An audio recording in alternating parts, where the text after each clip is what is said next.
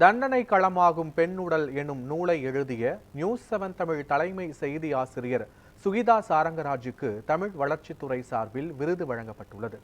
சென்னை ராஜா அண்ணாமலைபுரத்தில் உள்ள தமிழ்நாடு இசை மற்றும் கவின்கலை பல்கலைக்கழக அரங்கில் தமிழ் வளர்ச்சித்துறை சார்பில் 2023ஆம் ஆண்டிற்கான சிறந்த நூல் ஆசிரியர்கள் பதிப்பகத்தார்களுக்கான விருது வழங்கும் நிகழ்வு நடைபெற்றது.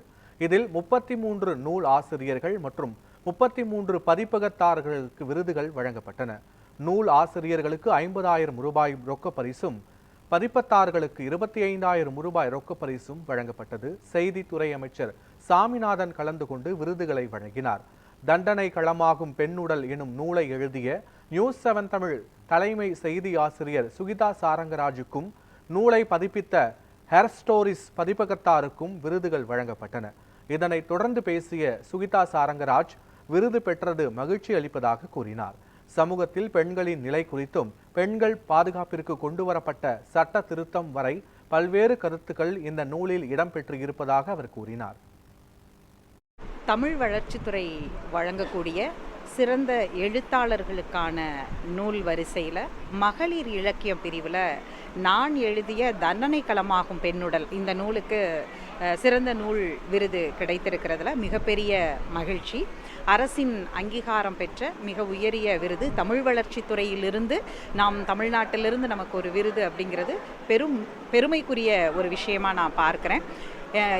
இந்த நூலை வெளியிட்ட ஹெர்ஸ்டோரிஸ் பதிப்பகத்திற்கு இந்த வாய்ப்பை வழங்கியதற்காக நன்றியை தெரிவித்துக் கொள்கிறேன். இந்த நூலை எடுத்துக்கிட்டோம்னா கடந்த 10 ஆண்டுகளுக்கு மேலாக இந்தியா முழுவதும் பெண்கள் மீது நடத்தப்பட்ட வன்முறைகள் தொடர்பாக அதை பற்றிய சம்பவங்கள், அந்த சம்பவம் அடிப்படையில் உதாரணமாக இப்போ நிர்பயா வழக்கு, அதன் பிறகு வந்த வர்மா கமிட்டி பெண்கள் பாதுகாப்புக்கு கொடுத்த கைட்லைன்ஸில் தொடங்கி அதன் பிறகு சட்ட திருத்தம், பெண்கள் பாதுகாப்புக்காக கொண்டு வரப்பட்ட சட்ட திருத்தம்னு ஒவ்வொரு முறையும் அது போக்சோ ஆக்டாக இருக்கலாம் அல்லது ஒர்க்கிங் பிளேஸில் விமன் எப்படி சேஃப்டியாக இருக்கணும்னு சொல்லக்கூடிய விசாகா கமிட்டியுடைய கைட்லைன்ஸு, இன்டர்னல் கம்ப்ளைண்ட்ஸ் கமிட்டியுடைய கைட்லைன்ஸுன்னு இதை பற்றின தரவுகள் அனைத்தும் உள்ளடக்கிய ஒரு நூல். அது பெண்களுடைய உரிமை சார்ந்தும் பாதுகாப்பு சார்ந்தும் பல விஷயங்களை இந்த நூல் ஆவணப்படுத்தி இருக்கிறேன்.